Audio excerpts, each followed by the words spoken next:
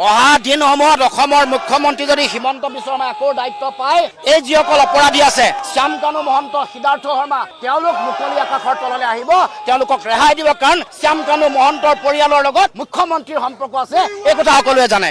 মুখ্যমন্ত্ৰীৰ ভাষাত জুবিনদাৰ মুখ্যমন্ত্ৰীয়ে বিধানসভাত কোৱা এই হত্যাৰ আমি ন্যায় বিচাৰিছোঁ। অসমৰ মুখ্যমন্ত্ৰীয়ে কৈছিলে 16 অক্টোবৰত প্ৰথমবাৰৰ কাৰণে ফাষ্ট ট্ৰেক কোৰ্ট দিম বুলি, তাৰ পাছত 12 ডিচেম্বৰত কৈছিলে দ্বিতীয়বাৰৰ কাৰণে ফাষ্ট ট্ৰেক কোৰ্ট দিম বুলি। এতিয়া আমি মুখ্যমন্ত্ৰীক প্ৰশ্ন কৰিব খুজিছোঁ যে আমি যোৱা কিছুদিনৰ আগত সংবাদমেল আয়োজন কৰাৰ পিছতহে মুখ্যমন্ত্ৰী কিয় গা লৰিল? এতিয়া মুখ্যমন্ত্ৰীয়ে ফাষ্ট ট্ৰেক কোৰ্ট কেবিনেটত সিদ্ধান্ত লৈছে। কোড অফ কণ্ডাক্ট লাগিবৰ কাৰণে আৰু কেইটা দিন আছে? আৰু কেৱল মাত্ৰ 15টা বা 16টা দিন আছে। গতিকে নিৰ্বাচনৰ আগত ফাষ্ট ট্ৰেক কোৰ্ট বনাই তেওঁলোকে কেৱল মাত্ৰ দায়িত্ব সামৰিছে। জুবিনদাৰ এই হত্যাৰ ন্যায় যদি দিব লাগিছিলে তেতিয়াহ'লে অক্টোবৰ বা ডিচেম্বৰৰ 12 তাৰিখে যেতিয়া প্ৰতিবেদন দিছিলে সেইদিনাখনেই ফাষ্ট ট্ৰেক কোৰ্ট গঠন কৰিব লাগিছিল। এতিয়া ফাষ্ট ট্ৰেক কোৰ্টৰ পৰা কোনো ধৰণৰ নিৰ্বাচনৰ আগত ন্যায়ৰ কথাটো চূড়ান্ত নহয়। মুখ্যমন্ত্ৰীয়ে কৈছিলে যে জুবিনদাৰ হত্যাৰ ন্যায় যদি নিৰ্বাচনৰ আগত দিব নোৱাৰো মোক ভোট নালাগে। তাৰমানে কেৱল মাত্ৰ ভোটৰ ৰাজনীতি কৰিবৰ কাৰণেই এতিয়া 15-20 দিনৰ আগত নিৰ্বাচনৰ অধিসূচনা জাৰি কৰা 15-20 দিনৰ আগত এই তেওঁলোকে ফাষ্ট ট্ৰেক কোৰ্টৰ সিদ্ধান্ত কেবিনেটত ঘোষণা কৰিছে। গতিকে এইটো তেওঁলোকে ৰাজনীতিকৰণ নকৰো বুলি কৈ জুবিনদাৰ সমাধি ক্ষেত্ৰলৈ বেলেগক যোৱাটো বাৰণ কৰাটোকে ৰাজনীতি নকৰাটো নুবুজায়। তেওঁলোকে যিটো ৰাজনৈতিক উদ্দেশ্য লৈ ফাষ্ট ট্ৰেক বনাইছে তেওঁলোকে ক'ব খুজিছে যে তেওঁলোকে দায়িত্ব পালন কৰিছে। যোৱা 16 অক্টোবৰৰ পৰা হিচাপ কৰক, 12 ডিচেম্বৰৰ পৰা হিচাপ কৰক, ইমান দিনে আমি ন্যায়ৰ প্ৰক্ৰিয়াটো দিনে দিনে শুনানি হৈ আমি পালো হ'লে ফাষ্ট ট্ৰেক কোৰ্টৰ সিদ্ধান্ত আমি আদৰণি জনাইছো, গৰিমাবৈ আদৰণি জনাইছে। তাতকে ডাঙৰ কথাটো হ'ল যে অত দিনে নকৰিলে কিয়? আমাক নিৰ্বাচনৰ আগত জুবিনদাৰ হত্যাৰ ন্যায় লাগিবই, আৰু যদি ন্যায় দিব নোৱাৰে বুজি পাম যে এতিয়া ফাষ্ট ট্ৰেক কোৰ্ট গঠন কৰা যিটো কথা ইয়াৰ লগত ৰাজনৈতিক উদ্দেশ্য জড়িত হৈ আছে, ৰাজনৈতিক লক্ষ্য জড়িত হৈ আছে। সেইকাৰণে মুখ্যমন্ত্ৰী হিমন্ত বিশ্ব শৰ্মা এখন চৰকাৰে জুবিনদাৰ হত্যাৰ ন্যায় নিদিয়াৰ কাৰণে, ন্যায় দিয়াৰ মন তেওঁলোকৰ লক্ষ্য উদ্দেশ্য নথকাৰ কাৰণে আজিলৈকে চিনেমাখন যাবলৈ সময় নাপালে, ৰৈ ৰৈ বিনালে চাবলৈ সময় নাপালে। আনকি দেশৰ প্ৰধানমন্ত্ৰী 3বাৰ আহিছে অসমলৈ, দেশৰ গৃহমন্ত্ৰী অসমলৈ 3বাৰ আহিছে, কিন্তু এবাৰো গৃহমন্ত্ৰী প্ৰধানমন্ত্ৰী জুবিনদাৰ সমাধি ক্ষেত্ৰলৈ নগ'ল। দেশৰ প্ৰধানমন্ত্ৰী গৃহমন্ত্ৰীৰ মুখত এবাৰো জুবিনদাৰ নাম স্মৰণ নকৰিলে। এই কথাটোৱে প্ৰমাণ কৰে যে বিজেপিৰ যি নীতি আদৰ্শ, বিজেপিৰ যিটো দৰ্শন, ইয়াক জুবিনদাই তীব্ৰ বিৰোধিতা কৰিছিল। তেখেতৰ দৃষ্টিত কোনো ধৰণৰ সংকীৰ্ণতা, ভেদাভেদ, ঘৃণা, সাম্প্ৰদায়িকতাৰ ৰাজনীতি নাই। সমন্বয়, একতা, ভাতৃত্ববোধ, প্ৰেমৰ ৰাজনীতি বা প্ৰেমৰ চিন্তা আদৰ্শ থকাৰ কাৰণে তেওঁৰ সেই আদৰ্শটোৰ বিৰুদ্ধে তেওঁলোকে কাম কৰি আহিছিল, আৰু সেইকাৰণে তেওঁক স্বীকৃতি দিব খোজা নাই। তেওঁৰ এই যিটো সত্তা, এই সত্তাক শক্তিশালী ৰূপত গঢ়ি তুলিবৰ কাৰণে অতদিনে সমাধি ক্ষেত্ৰত তেওঁলোকে শিলেচৰ পৰা নেপেলালে, কোনো প্লেনিং আমাক আজিলৈকে দিব নোৱাৰিলে। কেনেকুৱা হ'ব আৰ্হি, কেনেকুৱা অসমৰ মুখ্যমন্ত্ৰীয়ে কৈছে নেকি যে জুবিনদাৰ সমাধি ক্ষেত্ৰ কেনেকুৱা হ'ব?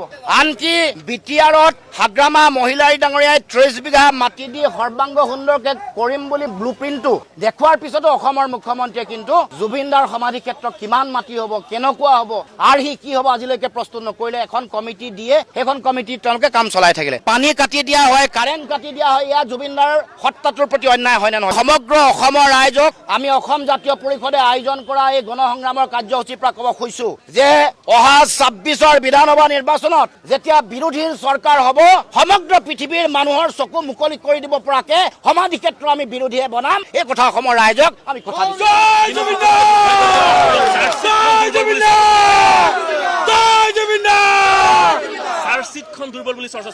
মুখ্যমন্ত্ৰীৰ কথাতে প্ৰমাণ হৈ গৈছে। মুখ্যমন্ত্ৰীয়ে কৈছে যে কোনোবা যদি জামিন লৈ ওলাই গুচি যায় তেতিয়াহ'লে কিন্তু আমাক নুদুখিব। তাৰমানে তেওঁলোকে বনাই দিয়া চাৰ্জশ্বিটখনৰ ওপৰত তেওঁৰ নিজৰ বিশ্বাস নাই। তেওঁ কৈছিলে নাই পানী নৰকা বিধৰ কঠোৰৰ পৰা কঠোৰতম চাৰ্জশ্বিট আমি বনাম, কোনো হাৰি যাব নোৱাৰে। এতিয়া আমি দেখা পাইছো পৃষ্ঠাটো ডাঙৰ, বৰ ডাঙৰ এখন বনাই দিছে, 4000 পৃষ্ঠা নে কিমান, কিন্তু মূল যিটো তেওঁলোকে ভাৰ্ডিক্ট আহিছে সেইটো এনেই একেবাৰে কম। আৰু তেওঁলোকৰ এই যে ফাষ্ট ট্ৰেক কোৰ্ট নবনালে, যোৱাবাৰ সংবাদমেলত আমি কৈছিলো যে তেওঁলোকে যেতিয়া জামিন আবেদন কৰিছিলে বুদ্ধি কৰি জামিন আবেদন বন্ধ কৰি ৰাখিলে। ফাষ্ট ট্ৰেক কোৰ্টত গোটেই বিষয়টো আগবাঢ়িলে, জামিন পোৱাৰ সুৰুঙা থাকিব বুলি অসমৰ মুখ্যমন্ত্ৰীয়ে জানে। তাৰমানে চাৰ্জশ্বিটখনত সুৰুঙা আছে, সেইকাৰণে মুখ্যমন্ত্ৰীয়ে এতিয়াও কৈ আছে মানে তেওঁলোকে ফাষ্ট ট্ৰেক কোৰ্টত জামিন লৈ গ'লে মোৰ কোনো ধৰণৰ ক'ব লগা কথা নাথাকিব। তাৰমানে মুখ্যমন্ত্ৰীয়ে গম পায় এই ফাষ্ট ট্ৰেক কোৰ্টখন তেওঁলোকে গঠন কৰা নাই। তাৰমানে তেওঁলোকে বিচাৰিছে দুই ফালৰ পৰা, একফালে দেখি ন্যায় নিদিয়া হৈ হত্যাৰ, দ্বিতীয় ফালেদি মই আজিয়ে কৈছো যে অহা দিনসমূহত অসমৰ মুখ্যমন্ত্ৰী যদি হিমন্ত বিশ্ব শৰ্মাই আকৌ দায়িত্ব পায়, এই যিসকল অপৰাধী আছে শ্যাম কানু মহন্ত, সিদ্ধাৰ্থ শৰ্মা, তেওঁলোক মুকলি আকাশৰ তললৈ আহিব, তেওঁলোকক ৰেহাই দিব। কাৰণ শ্যাম কানু মহন্তৰ পৰিয়ালৰ লগত মুখ্যমন্ত্ৰীৰ সম্পৰ্ক আছে, এই কথা সকলোৱে জানে।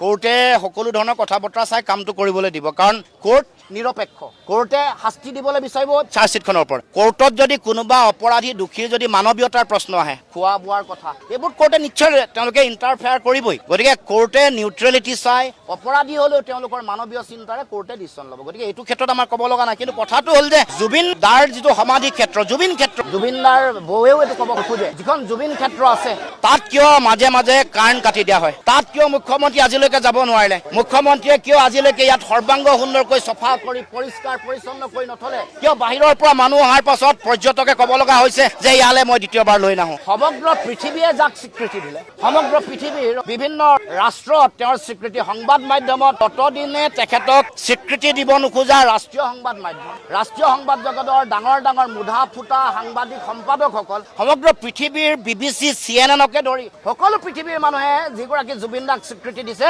অসমৰ মুখ্যমন্ত্ৰী আৰু বিজেপি চৰকাৰে তেওঁলোকক স্বীকৃতি দিবৰ কাৰণে তেওঁলোকে বিচৰা নাই বা কৰিবলৈ তেওঁলোকে ইচ্ছা প্ৰকাশ কৰা নাই।